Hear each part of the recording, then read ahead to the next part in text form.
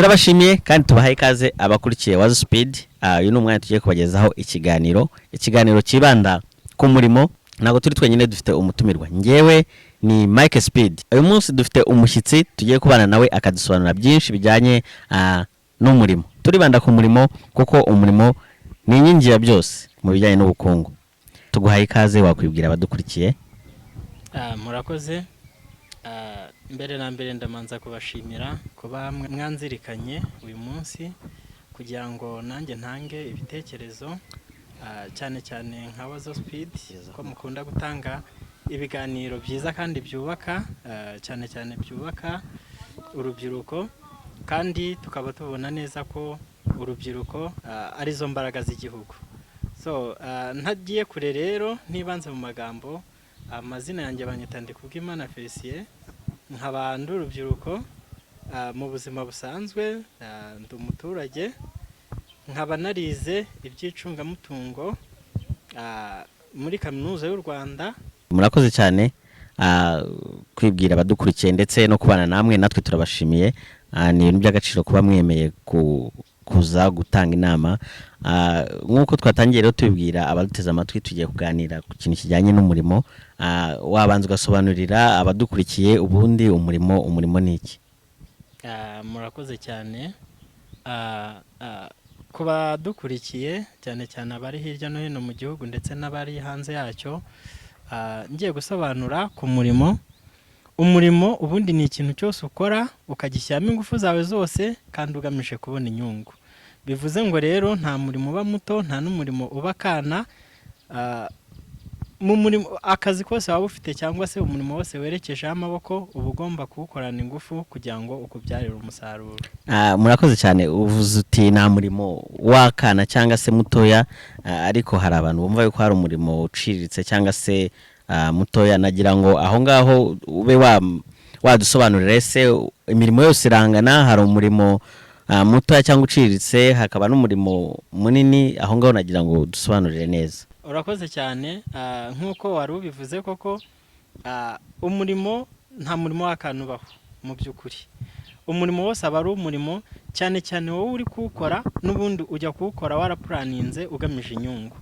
Iyo rero wa murimo ukoze ukabona inyungu, wa murimo ntabwo uba ukiri akana, ahubwo umurimo wose ni umurimo igihe uwukoze kandi ukawukora neza, icyo wari ugamije ukakigeraho.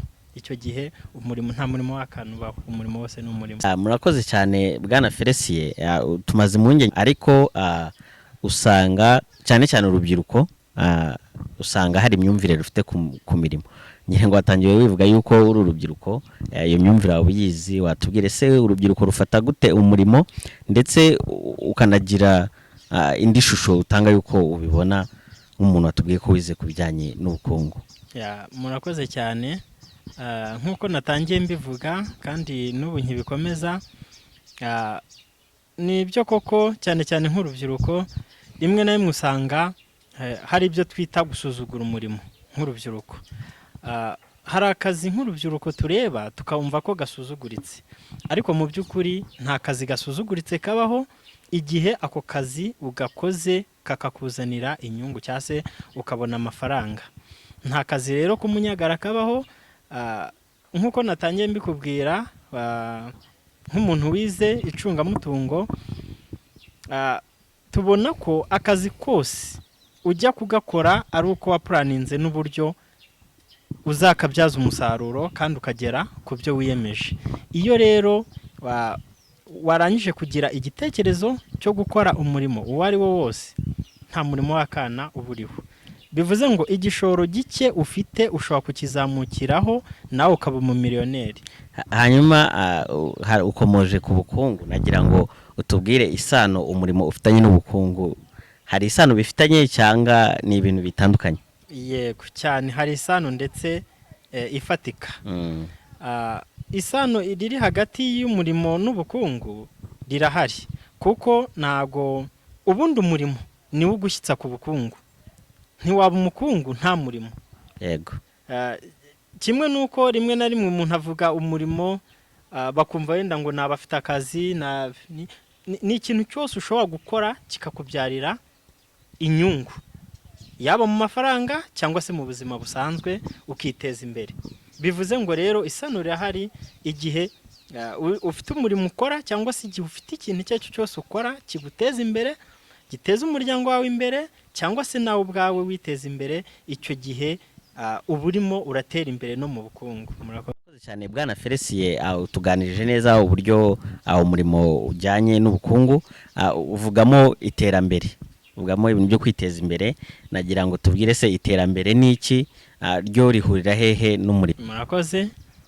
Iterambere aho rihurira n'umurimo, urebye ugiye kureba bifitanye isano kandi ya hafi, kuko impamvu iterambere rifitanye isano n'umurimo, ntabwo ushobora gutera imbere wipfumbase, ni ukuvuga ngo warashyize amaboko mu mifuka. Kugira ngo utere imbere ni uko ugomba kugira icyo ukora kiguteza imbere. Niba uri urubyiruko, niba uri umunyarwanda, niba icyo waba uri cyo cyose, uba ugomba gukura amaboko mu mufuka ugakora bizinesi iyo ari yo yose, ugahera ku mafaranga iyo ari yo yose makeya y'igishoro, ukiteza imbere. Icyo gihe nta gituma udatera imbere. Murakoze cyane. None biragaragara muri iyi minsi turi mu bihe bya coronavirus, ndetse ndihanganisha abantu bagizweho ingaruka n'iki cyorezo. Hari ingaruka cyagize ku murimo, ni izihe? Ese hakorwa iki? Urakoze cyane Mike. Ngira ngo nk'uko twatangiye tubivuga koko, muri ibi bihe bya coronavirus, ngira ngo si no mu Rwanda gusa, no mu bindi bihugu ndetse no ku isi yose, ngira ngo cya cyorezo cyaje gitunguranye, kiza no kugira ingaruka nyinshi ndetse zinagaragara cyane cyane ku bantu bafite amabizinesi ndetse n'ibigo, mu buryo bufatika ndetse no mu buryo bugaragara. Natanga nk'urugero, ngira ngo murabyibuka ko mu gihe cyashize hari bizinesi nyinshi zari zarafunze, ugasanga n'ubukungu no ku rwego rw'igihugu ugasanga ubukungu bwasubiye inyuma.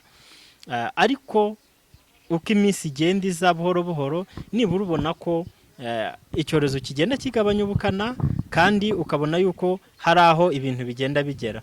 Wari umaze kumbaza rero ngo cyorezo ingaruka cyagize ku byerekeye n'umurimo, ngira ngo murabizi ko mu gihe cyashize ubwo icyorezo cyari kikabije, hari bizinesi nyinshi zafunze ndetse n'ibigo bimwe na bimwe biba ngombwa ko bagabanya umubare w'abakozi. Urumva icyo gihe biba byagize ingaruka ku murimo, kuko riba nari mfite akazi bikaba ngombwa yuko ako kazi gahagarara kubera umubare wenda w'abakozi runaka bakora mu kigo. Urumva icyo gihe haba habaye icyo nakwita kugabanyuka kw'abakozi, kandi biba ari ingaruka kuri wa murimo wakoraga. Urundi rugero nko ku bantu, tuzi ko n'ubu kugeza ubu hari bizinesi zimwe na zimwe zitarafungurwa. Nabaho urugero nk'utubari, kugeza ubu ntabwo turafungurwa. Urumva nko ku muntu wari ufite bizinesi yo gukora akabari, mu by'ukuri n'ubu umuntu yakibaza ngo abaye hate, niba yari afite iyo bizinesi ari imubeshejeho, ese abaye hate?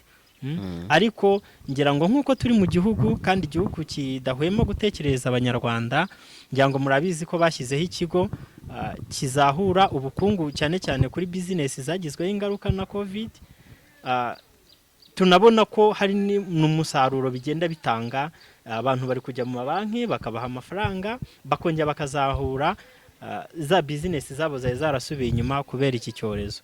Kandi turakeka ko no muri ibi bihe bigiye kuza, mu gihe gitoya bitarambiranye, iki cyorezo kizarangira tukongera tugasubira mu bihe nk'ibyo twahozemo. Murakoze cyane Bwana Felicien ku busobanuro duhaye, udusobanuriye neza ibijyanye n'icyo kibazo cya coronavirus ndetse n'umurimo. Hanyuma mu gusoza, nagira ngo tubwire igihe bagiye ukibandaho cyane, tubwire isano iri hagati y'igihe n'umurimo, ndetse ikindi uri bugire inama urubyiruko kuri ya myumvire bafite ku murimo, ugire inama ubaha turimo gusoza.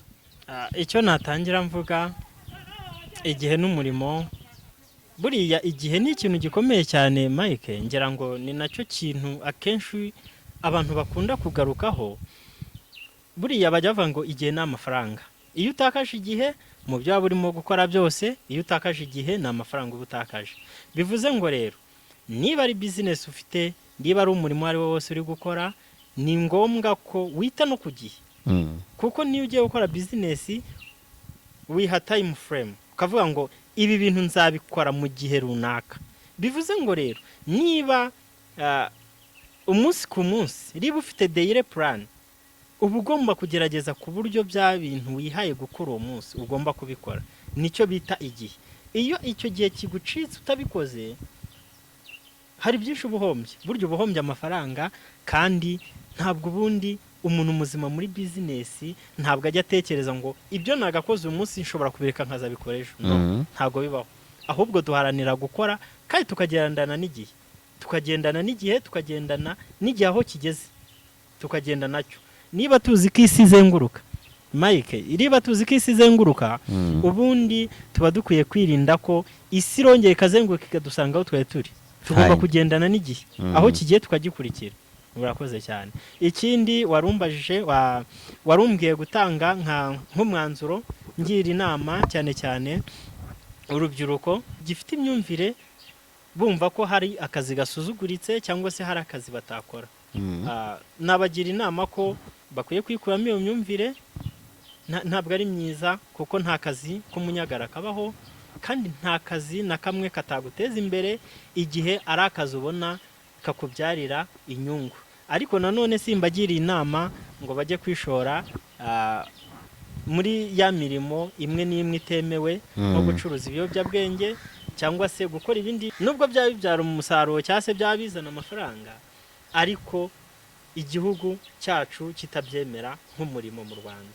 So nabagira inama rero yo gukura amaboko mu mufuka bagakora, bakiteza imbere, tukagira aho tuva tukagera, cyane cyane ko nitwe rubyiruko, nitwe imbaraga z'igihugu, nitwe u Rwanda rufite, ni natwe tuzaruteza imbere. Ni natwe rero dukwiye kujya gushyiramo ingufu tukarema u Rwanda rw'ejo hazaza, tukagira aho turugeza kandi hafatika. Murakoze cyane. Murakoze cyane Bwana Felicien, duhaye ikiganiro cyiza, kandi ndizera yuko n'ubutaha nitugukenera tuzaba turi kumwe. Abadukurikiye namwe turabashimiye kuba mwafashe umwanya wanyu mukareba iki kiganiro, kandi ndizera ko hari inyigisho mwakuyemo.